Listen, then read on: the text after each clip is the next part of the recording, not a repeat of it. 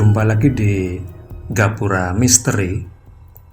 Saya ucapkan terima kasih banyak untuk semua dukungan Anda, baik yang sudah subscribe, sudah like, komen, dan share ke teman-teman yang lain. Semoga semuanya selalu diberikan kesehatan dan diberikan kelancaran dalam semua urusan. Kisah horor yang ke-10 ini terjadi sekitar tahun 90-an lah, yang dialami dan diceritakan kembali oleh seseorang, sebut saja namanya Pak Galih ya. Pak Galih ini merupakan salah satu pemuda di sebuah kampung yang kala itu usianya sekitar 25 tahun lah. Masih relatif muda. Dan lebih enak manggilnya Galih aja ya, karena ini menceritakan Pak Galih pada waktu masih muda. Kembali ke cerita, dan Galih itu tergolong pemuda yang gak neko-neko dibandingkan dengan pemuda-pemuda pada umumnya. Dia itu memang gemar dengan kegiatan-kegiatan yang berbau religi ya, atau ya bersifat agamis seperti itu, dan salah satunya adalah sholat jamaah di masjid, dan hampir setiap waktu dia pun sholat berjamaah di masjid yang ada di kampung itu. Berbeda dengan teman-temannya dia yang ya kebanyakan lah yang lebih memilih suka berkongko-kongko di sebuah gardu tua di kampung itu juga. Jadi ada sebuah gardu tua di kampung itu dan memang sering digunakan warga sekitar ya. Ya, nggak semua warga sih memang, tetapi lebih ke sebagian warga yang suka main kartu atau semacam berjudi gitu ya, dan mereka yang suka ya mohon maaf ini mabuk-mabukan begitu ya. Nah, di gardu itulah biasanya mereka itu berkumpul sampai pada suatu malam. Ketika Galih baru saja selesai sholat isya di masjid, Galih itu bermaksud pulang ke rumahnya ya. Dan jalan ke rumah Galih itu memang harus melewati gardu tua itu. Dan kebetulan saat Galih lewat itu, di gardu itu sudah banyak orang-orang. Ya seperti biasalah, ada yang main kartu, ada juga yang minum minuman keras seperti itu. Baru pulang dari masjid lih, kata si Badrus ya, salah seorang di antara sekian banyak orang yang ada di gardu itu. Oh iya Drus, ya sekali-kali mampir dong, gabung sama kita-kita orang lih. Ini ada yang anget-anget, katanya Badrus ke Galih ya. Waduh gampang lah Drus, lain kali aja, kata si Galih ya. Galih pun langsung melanjutkan perjalanannya untuk pulang ke rumah. Dan di tengah-tengah perjalanan, Galih itu sempat kesel gitu ya. Kesel dengan kebiasaan orang-orang kampung situ yang hampir setiap hari itu main judi dan ya itu tadi mabuk-mabukan di gardu tua itu. Galih itu merasa nggak nyaman dengan pemandangan itu, seolah menjadi satu penyebab ya, menjadi suatu penyebab di kampung itu. Penilaian negatif orang-orang kampung sebelah atau kampung tetangga ya terhadap kampungnya Galih itu. Nah dari situlah Galih itu mulai berpikir, ini gimana ya caranya agar mereka itu mau berhenti dari kebiasaan itu. Malam itu Galih pun mulai iseng ngerjain mereka dengan caranya Galih sendiri tentunya ya, yaitu ngerjain salah satu dari mereka agar kesurupan. Singkat cerita, malam itu pun Galih mulai dengan prosesinya untuk ngerjain salah satu dari mereka agar kesurupan. Ya nggak tahu ya dengan cara apa Galih mengerjakannya. Di cerita ini pun Galih memang tidak menceritakan teknisnya itu seperti apa. Tapi yang uniknya, Galih itu melakukannya dari rumahnya Galih sendiri, seperti ngerjain orang dari jarak jauh seperti itulah. Nah, setelah prosesi sudah selesai atau sudah kelar begitu ya, Galih pun keluar dari rumahnya dan duduk di teras rumahnya. Sebentar lagi kalau ada orang-orang teriak kemari, nah berarti aku berhasil ngerjain mereka, kata si Galih ya. Dan ternyata bener juga. Selang sekitar seperempat jaman lah, tiba-tiba orang-orang teriak-teriak dari arah gardu itu, Badrus kesurupan, Badrus kesurupan. Nah, beberapa saat sebelum Badrus itu kesurupan dalam waktu yang berbarengan, jadi cerita ini tuh merupakan himpunan cerita dari Galih dan teman-temannya Galih. Setelah mereka itu saling bertemu dan saling cerita, dan ada satu temannya Galih yang saat itu berada di gardu itu. Ya, sebut saja namanya Asikin gitu ya. Kembali ke cerita. Beberapa saat sebelum si Badrus itu kesurupan, menurut Asikin, dia itu melihat satu sosok berpakaian serba hitam, bajunya hitam dan celana panjang hitam. Ya, setinggi kira-kira di atas mata kaki lah, seperti itu. Mirip kayak celana orang pedesaan zaman dulu. Itu menyelinap dari dapuran bambu. Jadi di dekat gardu itu tuh ada dapuran bambu persis di samping kiri. Nah, dari situlah sosok hitam tinggi dan kurus itu tiba-tiba menyelinap dengan cepat, terbang dari dapuran bambu itu ke pojok atau ke sudut gardu tadi. Dan herannya, hanya Asikinlah yang menyaksikan atau melihat sosok itu. Dan setelah itulah tiba-tiba Badrus itu kesurupan. Saat itulah beberapa temannya Badrus pada teriak-teriak, Badrus kesurupan, Badrus kesurupan, katanya. Dan beberapa orang di kampung itu pun sebagian keluar rumah, ingin mengetahui kebenaran suara itu. Dan ternyata benar ya, Badrus saat itu benar-benar kesurupan dan kayak menari-nari, mondar-mandir ke sana kemari, mondar-mandir ke sana kemari.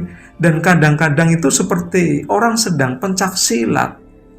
Gerakan-gerakannya itu mirip banget sama orang yang sedang silat seperti itu ya. Sementara Asikin yang melihat sosok tadi pun hanya diam saja, seolah nggak habis pikir, ini sebenarnya tadi bayangan apa ya?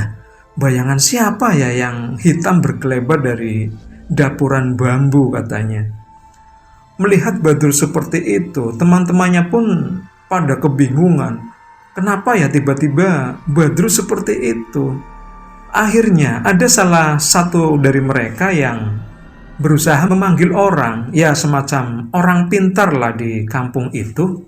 Dan setelah orang pintar itu datang ke gardu di mana Badrus itu kesurupan, maka segeralah dia mengobati ya, atau semacam meruqyah biar Badrus itu sembuh dari kesurupannya. Nah, setelah berdoa, kemudian orang pintar itu pun tiba-tiba mengusap muka Badrus. Dan saat itulah sedikit demi sedikit Badrus itu mulai tersadar dan kembali pulih seperti sedia kala. Sampai pada akhirnya mereka pun satu demi satu itu pada bubar malam hari itu. Karena si Badrusnya itu sudah sembuh ya dari kesurupannya itu. Nah, keesokan harinya seperti biasa, Galih itu kembali sholat isya berjamaah di masjid. Dan setelah selesai, seperti malam kemarin, Galih pun pulang ke rumahnya dengan melewati jalan yang dekat dengan gardu itu. Dan saat persis berada di depan gardu itu, Galih pun melihat si Badrus ada di tempat itu. Dan lama-kelamaan Galih pun mulai kesal ya, dan sedikit jengkel lah. Ini orang sepertinya nggak kapok-kapok. Kemarin udah aku kerjain sampai kesurupan, tetap aja nggak kapok-kapok, kata si Galih. Karena Galih merasa kesal, dia pun bermaksud mengulanginya lagi untuk ngerjain si Badrus ya, agar kesurupan lagi seperti itu. Dan kali ini agak berbeda dari kemarin, bermaksud ngerjain dengan level ya katakanlah agak berat lagi seperti itu ya.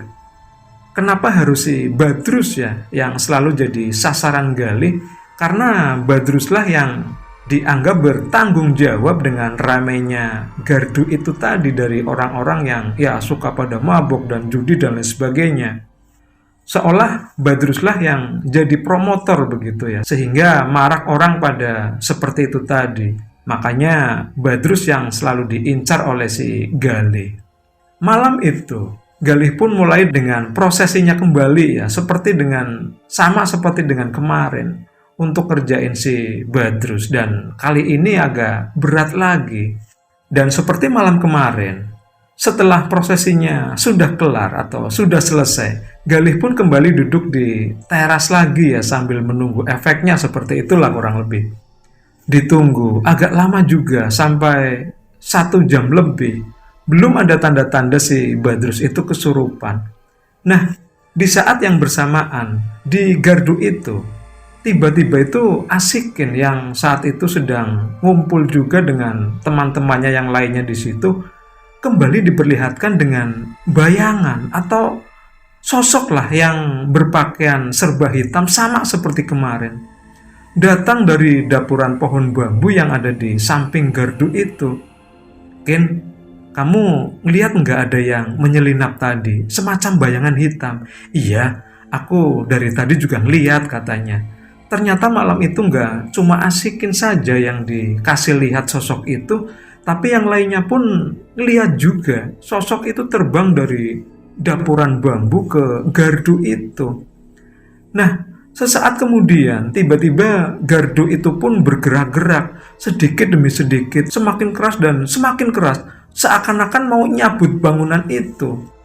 Nah, di saat seperti itulah semua yang ada di gardu itu pun pada lari ketakutan, dan ketika semua pada lari, disitulah Badrus itu kembali kesurupan. Dan kali ini lebih parah ya dari sebelumnya. Badrus pun teriak-teriak nggak jelas lah. Dan teman-temannya Badrus pun semua pada teriak-teriak, Badrus kumat, Badrus kumat, Badrus kesurupan lagi, kata orang-orang itu. Singkat cerita, warga pun sama ya dengan kejadian kemarin. Orang pintar yang kemarin ngobatin atau meruqyah Badrus pun kembali didatangkan. Dan begitu orang pintar itu datang, segera meruqyah Badrus agar ya sembuh dari kesurupannya. Tapi kali ini sangat berbeda dengan kemarin. Begitu si orang pintar itu selesai membacakan doa-doa, dia pun langsung mengusap muka si Badrus. Tapi tiba-tiba orang pintar itu malah terpental dan terjengkang ke belakang. Dan saat dia terbangun, tiba-tiba dia pun bilang, aku nggak sanggup lagi menghadapi sosok itu, katanya. Aku nggak sanggup lagi. Nah, melihat dan mendengar orang pintar itu berkata seperti itu, semua orang pun jadi bingung dan khawatir. Ini Badrus gimana? Ini Badrus gimana? Sampai dengan larut malam pun Badrus itu masih kesurupan di dekat gardu itu. Bergerak ke sana kemari, seperti orang yang sedang ya semacam mengeluarkan jurus silat begitu ya. Dan untungnya saja masih banyak teman-temannya Badrus yang ngejagain Badrus di situ sampai pagi ya. Karena mereka khawatir kalau Badrus itu kenapa-kenapa begitu. Hingga pada pagi harinya ada seorang mbah-mbah, ya semacam sesepuh lah di kampung itu, yang datang ke situ dan menanyakan, ini Badrus kenapa seperti itu, kata mbah-mbah itu ya. Ini mbah, Badrus itu begini. Diceritakanlah semua dari awal sampai dengan akhir kejadian yang menimpa si Badrus itu. Sampai pada akhirnya mbah-mbah itu pun ke rumah orang pintar yang semalam itu mencoba untuk mengobati Badrus atau meruqyah Badrus. Pergilah mbah-mbah itu sambil ditemani oleh salah satu warga.